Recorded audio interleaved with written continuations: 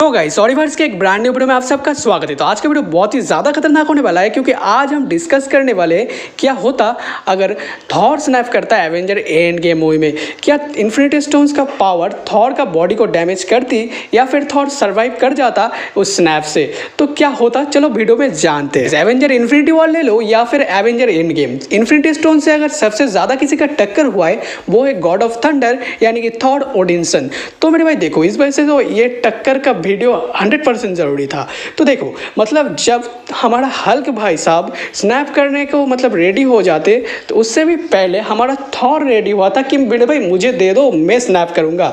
लेकिन हल्क साहब कहता है ये जो इन्फिनिटी स्टोन से इससे गामा रेडिएशन निकलता है और मैं तो बना ही हूँ गामा से, तो इस वजह से हल्क को दिया जाता है और थॉर को नामुन्ना ना कह के रोक दिया जाता है। गाइस इन्फिनिटी स्टोन्स को लेके मोस्ट एक्सपीरियंस बंदा अगर कोई है ना वो है थॉर, क्योंकि उसने इन्फिनिटी स्टोन्स का अटैक से खुद को मतलब सर्वाइव भी किया था और इन्फिनिटी स्टोन्स का अटैक को डॉज करते हुए थैनोस का सीने में स्टॉर्म ब्रेकर भी गाड़ी थी। और तो गाइस बात अगर करें गामा रेडिएशंस की तो आप लोगों को तो याद होगा ही, थॉर इन्फिनिटी वॉर मूवी में अपना स्टॉर्म ब्रेकर बनाने के लिए एक पूरा का पूरा न्यूट्रॉन स्टार का पावर्स को अपने बॉडी के ऊपर से फ्लो करवाता है। और आपके जानकारी के लिए मैं बता दूं कि देखो एक न्यूट्रॉन स्टार ना मतलब क्या ही बोले, एक तरह से पूरा खदान होता है गामा रेडिएशंस का, यानी कि एक न्यूट्रॉन स्टार एक बहुत ही अच्छा सोर्स है गामा रेडिएशंस का। और वो सोर्स मतलब न्यूट्रॉन स्टार का पावर को एब्जॉर्ब करके थॉर का बॉडी थोड़ी सी जली थी लेकिन पूरा डैमेज नहीं हुआ था। लेकिन थॉर ने जब अपना स्टॉर्म ब्रेकर पकड़ा था तब थॉर का बॉडी टोटली हील हो चुका था, क्योंकि थॉर एक गॉड ऑफ थंडर था। तो इससे आप लोग पता लगा सकते हो कि थॉर कितनी हद तक गामा रेडिएशंस को झेल सकते हैं। गाइस फिर भी बाकी एवेंजर्स वालों ने थॉर को स्नैप करने नहीं दिया, क्योंकि मेरे भाई देखो वहाँ पे एक थ्योरी था कि जो बंदा स्नैप करेगा उसको मेंटली और फिजिकली दोनों ही बहुत ही ज़्यादा फिट और कूल रहना चाहिए। लेकिन थॉर जो है बहुत ही ज़्यादा डिप्रेस था, ये तो आप लोग भी जानते होंगे। लेकिन क्यों था उसके पीछे सिर्फ और सिर्फ एक मेन रीज़न था, एक ही कारण था, वो भी बहुत ही ज़्यादा सॉलिड वाला, क्योंकि थॉर ना खुद को जिम्मेदार मानता था दुनिया का आधा पॉपुलेशन ख़त्म को लेके। क्योंकि थॉर ने जब स्टॉर्म ब्रेकर गाड़ी थी थैनोस के सीने पे, थैनोस ने तब कहा था कि अगर तू मेरे सर पे मारता तो शायद ये स्नैप होता नहीं और दुनिया का आधा पॉपुलेशन बच जाती। तो इस वजह से थॉर जो है खुद को गिल्टी मानता था। यही वो मेन रीज़न था जिसके वजह से थॉर टोटली डिप्रेस था, डिप्रेशन में था थॉर इसी वजह से मेनली। लेकिन ये सब छोड़ के भी थॉर 1 से लेके इन्फिनिटी वॉर मूवी आते आते थॉर ने अपना क्या कुछ नहीं खोया, मतलब बंदे के पास खोने के लिए भी कुछ भी बचा नहीं था। क्योंकि देखो थॉर ने अपने माँ फ्रीगा, बाप ओडिन, अपने घर एसगार्ड, अपने दोस्त हेमडाल और अपना पहला प्यार म्योनियर, उसको भी भाई मेरे भाई हेला ने तोड़ दिया था। और आखिर में उसका भाई यानी कि लोकी, उसको भी थैनोस ने मार दिया था। तो समझ सकते हो, तो इस वजह से थॉर जो है अंदर से पूरी तरीके से टूट चुका था। यही वो रीजंस थे जिसके चलते थॉर को स्नैप करने नहीं दिया गया लेकिन हल्क को दिया गया। और ये जो स्नैप था ना मतलब ये था जो दुनिया का आधा पॉपुलेशन जो कि थैनोस के एक चुटकी में गायब हो चुके थे, हल्क के एक स्नैप से वो वापस लाने वाला स्नैप। तो समझ सकते हो।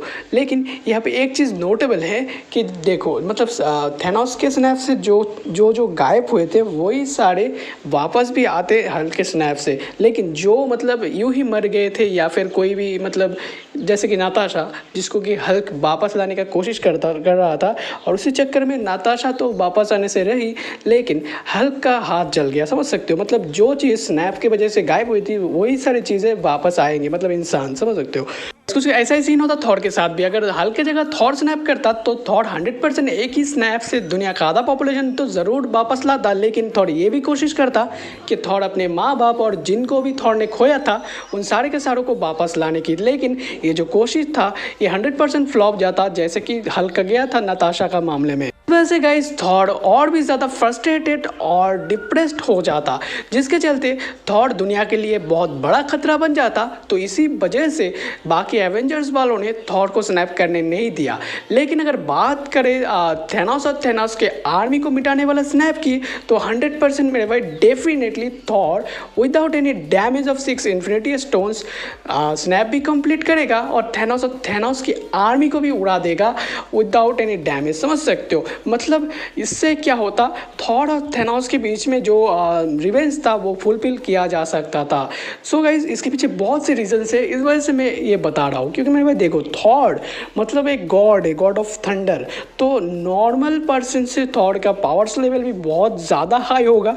तो इससे क्या होगा, तो देखो, और एक मतलब प्लस पॉइंट ये है कि थॉर ने बहुत बार इन्फिनिटी स्टोन्स का डैमेज को भी सह चुका है, तो समझ सकते हो। तो इसमें से अगर थॉर स्नैप करता है तो without any damage Thor snap complete भी कर लेगा। क्यों? क्योंकि देखो, थॉर का जो हैमर या फिर स्टॉर्मबेकर, जो भी ले लो, म्योनियर या फिर स्टॉर्मबेकर, तो वो दोनों ही एक बहुत ही मतलब कमाल के पावर को होल्ड करते कि मतलब मान लो थॉर स्नैप कर रहा है, अगर 6 इन्फिनिटी स्टोन्स के पावर से जो गामा रेडिएशन बोल लो या फिर कुछ अलग एनर्जी जो भी निकलेगा उससे, तो स्टॉर्मबेकर या तो फिर म्योनियर दोनों में से किसी एक से उस इन्फिनिटी स्टोन्स का एनर्जी को एब्जॉर्ब कर लेता। और अगर फिर भी किसी भी तरह का डैमेज थॉर का बॉडी को आती इन्फिनिटी स्टोन के, तो थॉर का हीलिंग फैक्टर तो है ही ना मेरे भाई लोग, तो समझ सकते हो। तो इस वजह से थॉर 100% अगर स्नैप करता तो थेनोस के आर्मी को वो एक चुटकी में उड़ा देता, और थेनोस को भी without any major damage of 6 infinity stones, तो समझ सकते हो। तो गाइस अगर थॉर स्नैप करता तो मेरे आपके सबके प्यारे आयरन मैन यानी कि टोनी स्टार्क भी शायद जिंदा होते। तो आप लोग को और क्या क्या लगता है, अगर थॉर स्नैप करता तो क्या होता, तो मेरे को कमेंट पे ज़रूर बताना। और अगर आप थॉर या आयरन मैन किसी के भी फैन हो तो चैनल को सब्सक्राइब करके नोटिफिकेशन को ऑल पे क्लिक करना।